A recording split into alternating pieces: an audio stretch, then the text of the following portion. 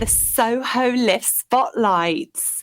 So I'm Liz Farah-Hardy, and I'm one of the directors at the Soho London Independent Film Festival. Now, I am absolutely delighted today to be joined by some industry professionals, some incredible women. I have the wonderful Jenna Suru, who is the director at the Paris International Film Festival. Hello, Jenna. Bonjour, hello from Paris. Thanks so much for having me, Liz. This is amazing. It's a great setup. So happy to have you here. Thank you. And we're also delighted to have Tracy Adlai. I will get that right, my apologies, who is the director at the wonderful Valley Los Angeles Film Festival, which delighted to have you as well. Thank you. Happy to be here. Oh, it's great. And finally, we have the wonderful Rebekah Smith, who is known in the industry as the Film Festival Doctor. So, hello, Rebekah. Hi, Liz. You did such a good job. You're amazing at the hosting, just so striking and amazing. And nice to see you all. And hello, I love these festivals. These festivals are amazing. The ladies that run them are great. So I'm so excited. Oh, thank you, Rebekah. I mean, it's fabulous. This is our global film festival collaboration here, which is very exciting. And it's wonderful to have you all here because obviously you both run extremely successful film festivals. And Rebekah, you are the queen of helping films to get into the right festivals. So got some really lots and lots of information we want from you today for all our viewers who are looking to succeed in their in making films. And I want to start, Jenna, I'm going to start with you. What is it about film festivals that is so important? Well, festivals are really important because they really support the filmmakers in their endeavors. They really are this point to ease their way and the way to distribution for their films. So usually for a filmmaker, after putting so much love and so many tears in her or his film, the whole point is to meet the audience, is to really show and spread their messages with the world. And festivals are really important, not just the local festivals that may be near your town as a filmmaker or your city, but also international festivals. So you can actually connect with new audiences, maybe also new industry professionals, press, sales agent, distribution, and maybe also new industry professional to work with. So they really are very supportive to ease the way of your film into distribution and into leveling up your career. Oh, wonderful. And Tracy, for film festivals, obviously you've been running your festival now for, is it 19 years? This is our 21st year. 21st year. Yeah. Wow. And so for you, I mean, have you seen a lot of these journeys of films where they've started in the festival and moved on through? Yeah, absolutely. It's what's more important is you see the journey of the filmmaker themselves, because they start off with you with a short and then return years later with a feature, or you've seen them go on to do other bigger, more important things. And that's always fun too, to see their journey and be a part of their success along the way. Yeah, which is great, isn't it? Because it's a lot of hard work goes into it. Absolutely. And Rebekah, you as somebody who does the marketing for films, how do you pick festivals? What do you encourage your filmmakers to look for? Evaluate your film objectively. So it's very important that you know what kind of film you have and what kind of festivals are going to want it. And then you can then select the right festivals. Once you know what kind of movie you've made, what kind of festivals are going to want it is the first step in the right direction. If you think this is a really good film for Sundance or Tribeca or TIFF, for example, definitely get objective feedback from other professionals like myself, industry colleagues, to give you feedback in terms of is it the kind of film they're going to want? Because if it is, then definitely worth a shot. But if it's not, don't submit. It's going to cost a lot of money and it won't be the right kind of platform or home for the film. It needs to be somewhere better suited. So that's how we strategize. We always look at the film first, then Then we think about how festivals will engage with it, with their personal kind of program and taste, their audiences, and the kind of film to get the best value from it. Excellent. Yeah, because it's you've got to put that into your marketing strategy as well, because it's obviously not cheap making films. You want to get it in the right places. No, exactly. Yeah. So I just want to ask Jenna, first of all, do you look for a specific genre or something to do in the film? Do you look for like anything social, environmental, anything specific that you want for your films? Thanks so much for asking, because we do have a focus on films with a message for change and with international potential. So that can include any message, as you mentioned, environmental. For instance, we presented the international premiere of Kiss the Ground, narrated by Woody Harrelson, which premiered on Netflix in the US, and in Paris for its international premiere, which is about how we can save the environment with protecting our soil. But it can be really any message. It can be a message for gender equality, something that's more personal to you, or it can be breaking the barriers of the industry. We do have this focus. It's important, I think, to also highlight for our filmmakers and for filmmakers around the world that change can be anywhere. We also screen films that are made by students. So it's not necessarily, it can be any level of change, but we do have we put a lot of heart in championing the filmmakers which fight to, because they think the communities really should come together to build a better place in our world. Any genre is welcome, from horror. For instance, we presented the European premiere of Bad Candy, which is hitting 400 theaters in the US later this year. So really, it can be any genre, from period drama like Invisible Love to Bad Candy, so horror, or even romantic drama, comedy. Any genre, any language is more than welcome, because it's also the power of art and filmmaking is that can be from any country, and it can also put together and bring communities together, which is extremely exciting. Yeah, that is. And Tracy, can I ask you the same question? Absolutely. And I echo what Jenna said. We screen all types of films, but we really do focus on the message and the storytelling process. We want to make sure that as a festival, we're responsible for the messages that people are digesting through us. So we just try and look for the best, most important stories that need to be shared and told. Yeah. Oh, it's lovely to hear this, because I mean, this is something at the Soho Lift that we have really encouraged and pushed. Mm-hmm. And we actually have an award for social and environmental issues. We're actually just going to pop to a VT showing a little clip of some of these films. So we're just going to go to that now.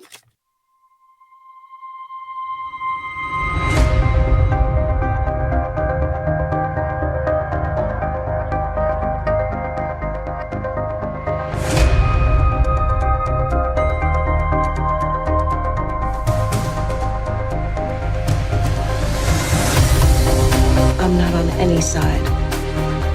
What use are you?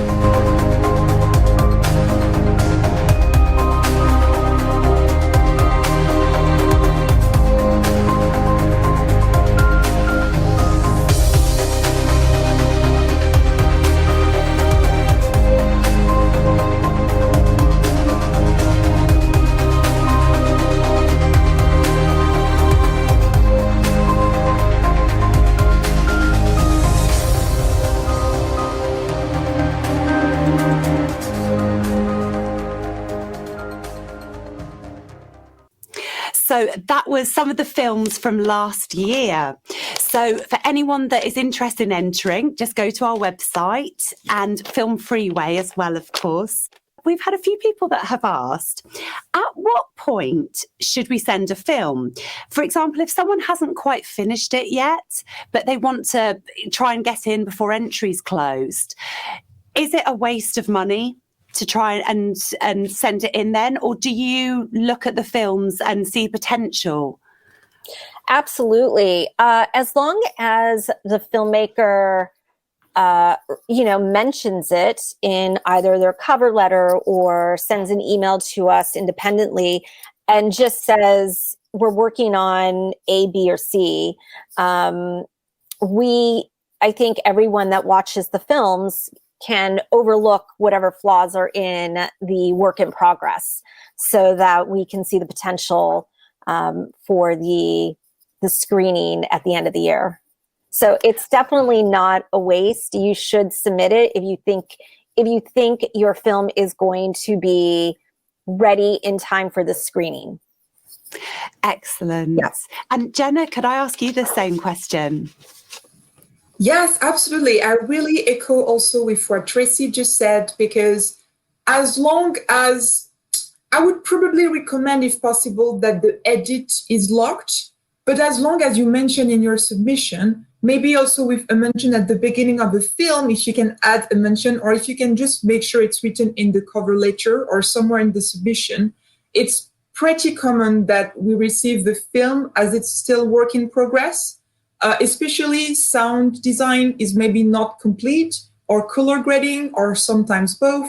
Or if it's a very minor trick in the editing, it's absolutely fine, because usually you want to make sure the status of your premiere is good for the festivals you submit at. So it's definitely, as Tracy said, not a waste, and it's even pretty common. As long as you're happy with the editing and you're happy with the level of the film, how it looks, it's definitely okay to submit it to festivals. Fabulous. And Rebekah, what do you advise your clients to make sure they have in preparation to enter in a film festival? So I always advise each client to ensure they have a professionally designed poster, a well-edited, succinct, short and sweet trailer, and other components are part of what we call the electronic press kit, the EPK. So that would be synopsis, director's bio, director's statement, stills from the film or screenshots, and headshots of the key cast and crew, predominantly director, producer, and the stars. Also nowadays, an Instagram page is also good for the film. I find that very effective to get the word out of the film and to really get it noticed around the industry. Also, as what the other two ladies mentioned, the fabulous Jenna and Tracy, is when it comes to the film, definitely, that's absolutely fine. And when submitting to festivals, I agree with that approach. One thing I would never suggest is to send like an assembly, not quite there finished cut of a film that's not, got scenes missing. Picture lock is pretty strong, with obviously notes if it's not quite finished. So that's what I always recommend. And that goes to shorts and features. It's important to have a poster and trailer for a short film too. Yeah, because that is quite often you get films that are sent through where people don't have a poster or don't have a trailer. I mean, Jenna and Tracy, I'm interested to hear what you both think about that. Does that give people an edge? I'll let Jenna go first. I really think that the most important part definitely is the film. So I would really recommend, first, never rush the making of your film to submit to a festival, and just make sure you make the best film possible. Honestly, as me, a juror or a programmer, I just go straight to the film. I don't even read any notes. I go straight to the film. Just make a great film. In terms of the marketing, I think it's absolutely fine not to have a poster ready. I think what I would recommend is to have a very good set photographer, so you can make sure you have great pictures, great set stills, both portrait and landscape, just to make sure you have the content. And your world premiere is here. Obviously, you want to work on something on the poster, but it's definitely fine to also test grounds. Like, for instance, for some of the films that were presented at the Paris International Film Festival, we had some filmmakers who had 2-3 posters, and we used them so that we could test the grounds and see which one works the best. That for you to realize what maybe is more appealing to a certain audience, and depending on where the festival is based, where your audience is based. It depends on your audience. So what's really important, I feel, is just a very strong feel audience. You need to be committed to attend the festival, be it physically or virtually, depending on the circumstances, but just to have a very dear will to meet with your audience and to spread the message that all your team and yourself have worked so much into. I sort of agree. It's really difficult for us to promote your film if we don't have a good still from the film. So yes, as Jenna said, a good unit publicist, even if it's just for a day, is really helpful. I also really do love films that have social media pages so that we can we take such care in creating assets for films and filmmakers that we want to make sure that they are tagged properly and shared properly. And so it really does help if you are engaged in some way. On one platform is fine. You don't need to be on all of them. And that is my cat. But yes, but to Jenna's point, during the submission process, we really just I read the cover letter and watch the film. I'm not looking at assets at that point. So, Rebekah, when you are taking on a client to get films into the festivals, what do you look for? The key thing that I look for is a strong and striking story. So a story that is not full of cliches or we've seen it all before and it's a boring execution. What festivals want are stories that are, disrupting the kind of normal codes of conventions, taking a real risk, edgy, visionary, and the execution of that shows a very strong authorial vision that really has a bite to it. So that's what we kind of tend to look for, in addition to the basics of good sound, good acting, good production value.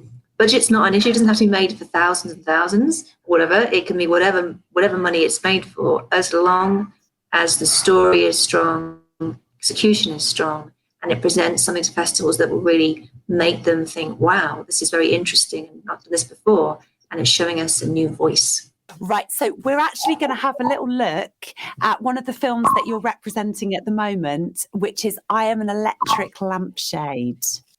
What I would say about age is embrace it. Because whether you like it or not, it's coming. Age is not the limitation you think it is.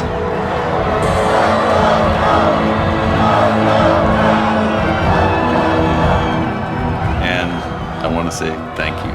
And let's rock this place today. Yeah!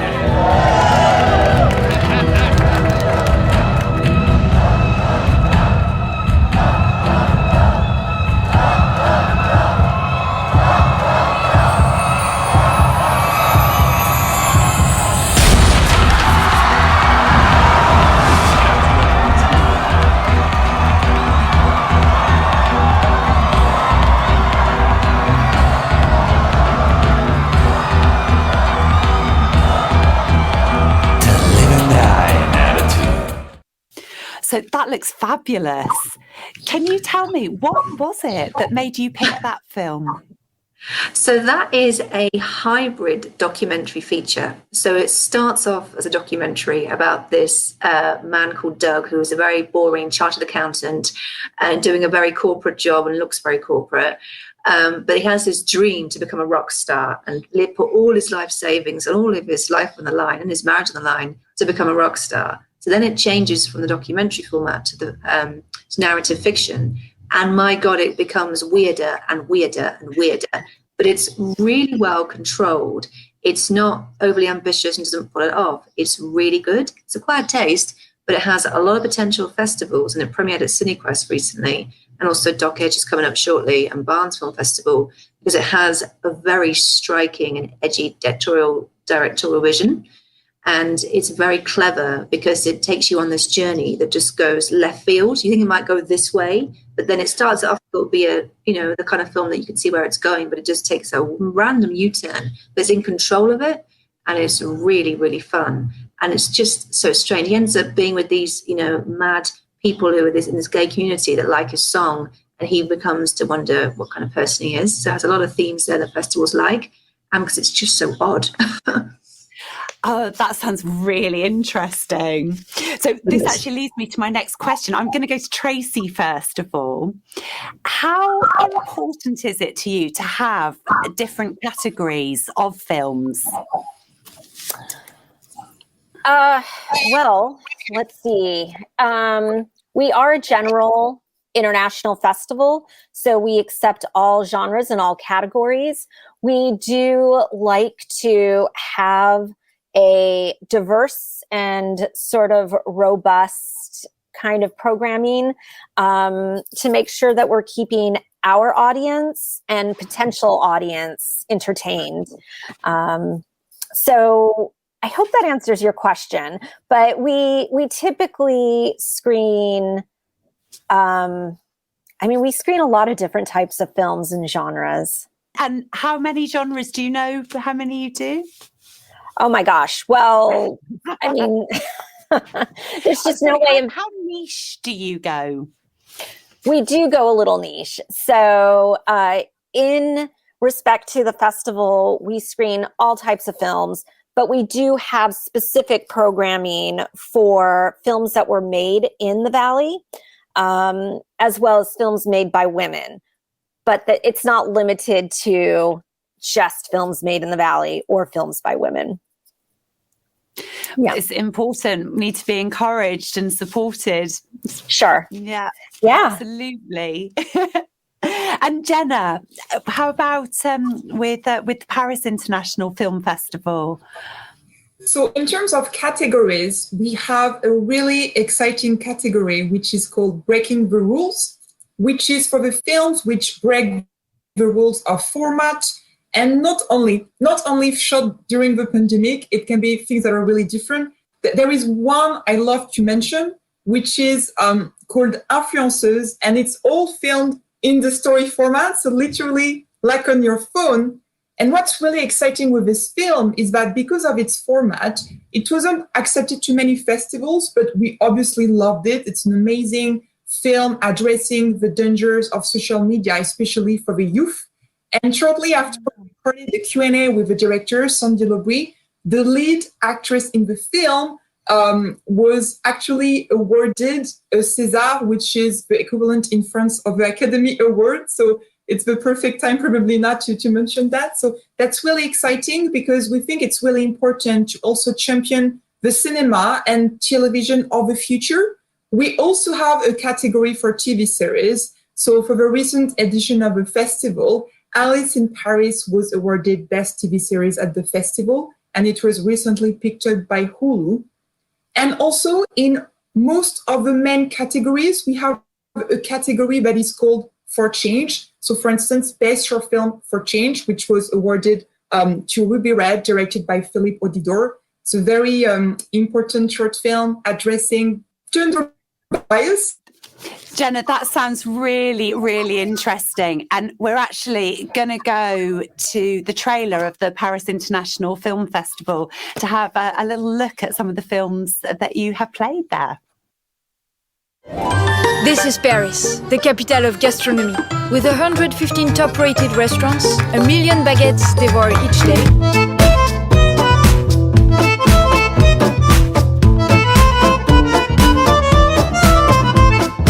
Et bah c'est parti!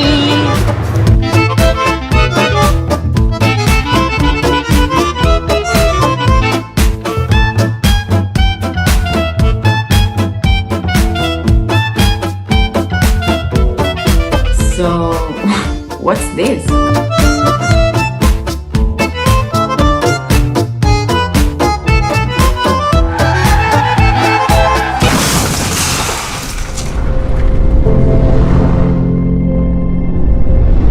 Planet Earth, home to a growing number of Homo sapiens and a whole lot of other creatures.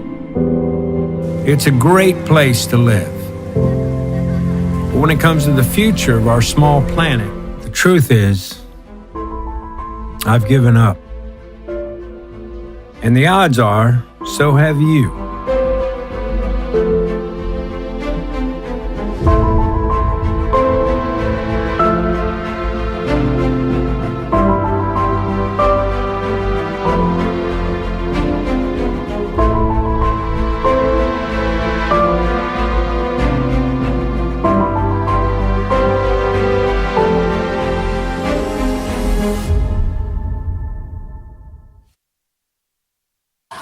Okay, so that was lovely. It's great to see some examples of the films you said there. Something I'm just wondering. So obviously we have films that are personal taste that we love. How does that work when you're selecting films? I mean, do you sometimes come across a film which you think, I don't really like it, but I know it's good? Or do you have to just love the film to have it in? I don't have too much of that gap because I do love films with a message, and I think I can speak also for those who are part of the festival. We are all filmmakers and very committed for change. So the movies we program are all films we absolutely love. The reason is also because those films are so incredible, as you could see in the festival trailer, and we do receive a massive amount of amazing films. So I would understand, though, that sometimes there can be some differences because as a programmer, you want to program the films that your audiences are really excited about.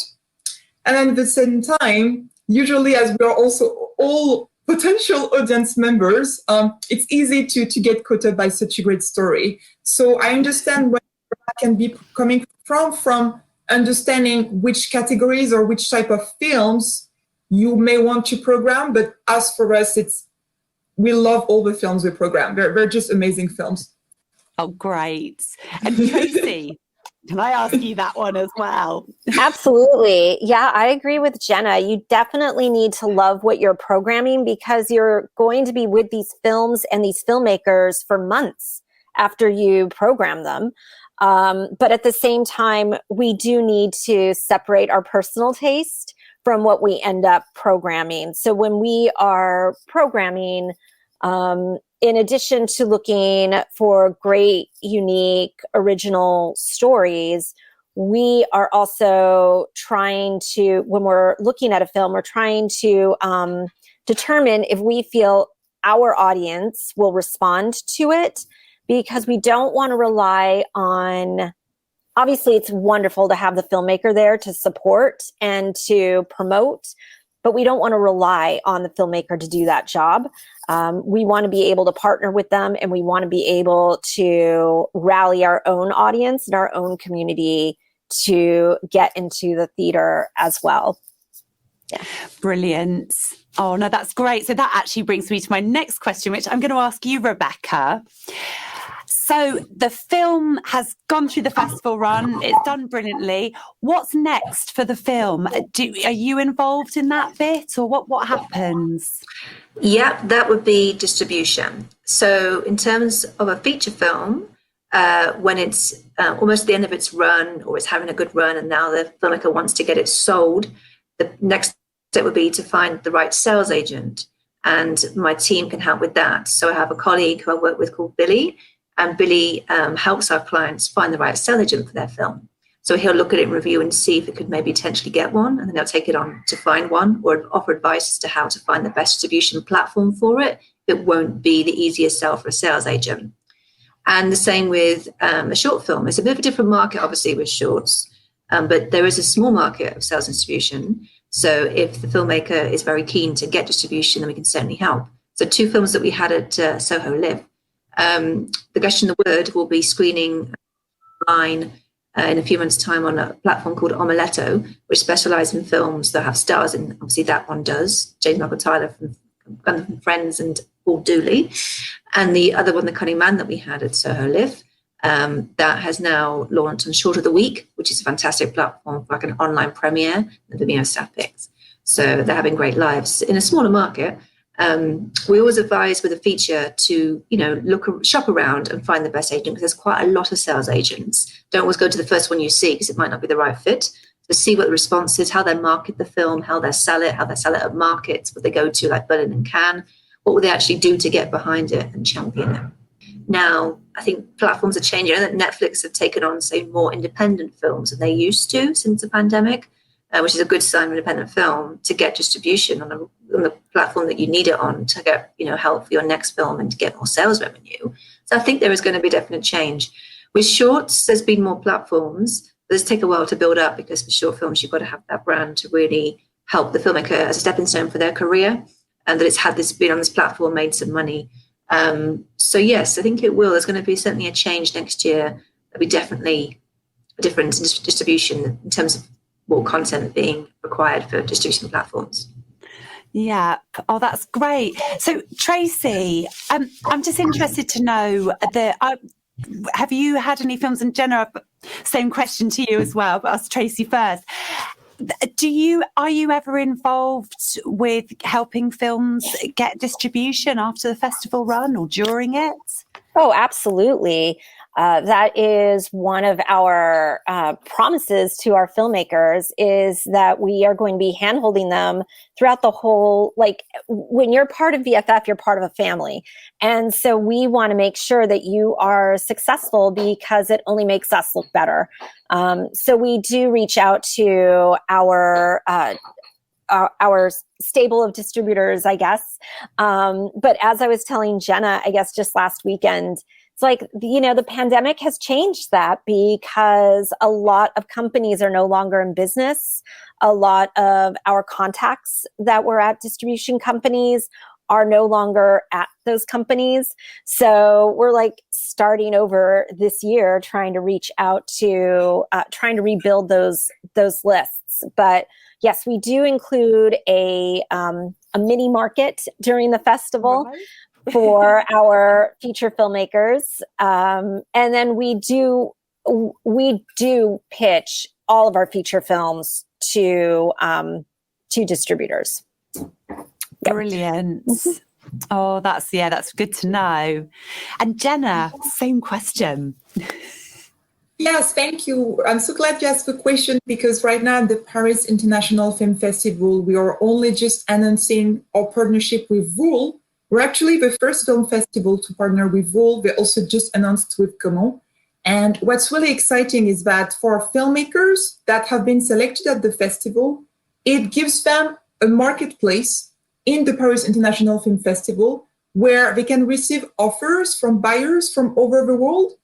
And it's completely free, meaning that they actually are in touch with buyers directly. And the festival is only hosting and only supporting them in the marketplace, but we don't interact in these offers. It's only the filmmaker who is really empowered to discuss with them. And what's really exciting about that is that, as Tracy and Rebekah said, and I completely second them on that, is that there is a lot more demand for content. And so for filmmakers to have this opportunity, and as Tracy said, for the festival to actually support them along this journey, it really supports them in having a very successful distribution. And a lot of filmmakers wouldn't necessarily need that. Like, for instance, Scream, which has been our big winner at the festival, has been just picked up recently by HBO. But for filmmakers, usually to receive more distribution opportunities, especially in these transitional times, is extremely exciting. It really empowers them for the distribution and the success of their films. Wow. Okay, it's so interesting to hear all of this, because of course it shows the importance of doing your research on which film festivals you go in as well. Yes, so very important. I hate to have to wrap this up because I could talk to you all forever, but just for our last bit, could you all give us 2 top tips, please? Be flexible. Because if we don't, we only have X amount of slots in our programming. But if you are flexible and are always in contact with us, should someone drop out, or, because films drop out all the time if they get picked up for distribution or if they are required to premiere elsewhere.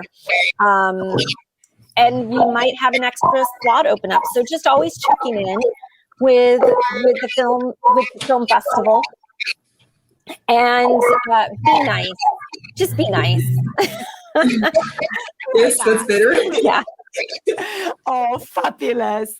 And Jenna, have you got 2 top tips for us on how to get into the Paris International Film Festival? Yes, sure. So if I had to choose only 2 top tips, I would say first, as a filmmaker, attend film festivals. And not just because of networking, not just because you probably meet great industry professional, but because it's going to be such an inspiring pool for you. If you're a filmmaker, you sure want to see the films before everyone else which are in the same category, the same genre as you. You sure want to see what's being made, and also to see the audience's reactions or feedback on films, so that you understand better the audience. Because at the end of the day, we're all making films for our audiences. So that's really, really important. Secondly, on top of attending festivals, which, by the way, or if you do your research correctly, there are some amazing festivals like Tracy with the Valley Film Festival. Love filmmakers so much. So just know that these festival directors are really, really here to help you. A lot of volunteers, complete volunteers. A lot of them are just here because they love cinema and they so want to help you. That's something really important to understand. The second tip is promote. When you're attending the film festival, or where you're very lucky that your film has been selected, make sure you answer all the interviews. Make sure you reply to the audience members. Make sure you connect. Make sure you just really suck it up. You really want to make the opportunity of it, because as Tracy very rightly said, these are going to be very important experiences for your career. You may meet the producer of your next film. You may meet a distributor. You're going to connect so many people, and you're also going to meet with your audiences and understand what they love so much in what you do. That's extremely, extremely precious. So those are my 2 tips. Oh, they're fabulous tips. And Rebekah, with you, have you got 2 tips for filmmakers that you could share with us, please? So the first one would be to always set your goals. So what do you want to achieve on the festival circuit with your film? Something like that, to be very clear and knowing exactly what you want to get out of the festival circuit, what you want from it, and which festivals you want your film to achieve those goals. The second one would be money, to plan your budgets as early as possible in advance. It isn't just spending money on submission fees. Obviously, hopefully you have the sense to strategist to get the right plan in go. But also, submission fees is one thing in me, but also money to create a poster, get a trailer made, money to get an SRT file made, but also money to travel to festivals and be able to live there. So your money for food and drink, festival accreditation, you need to spend more there, getting around, and is it walking or is it the train?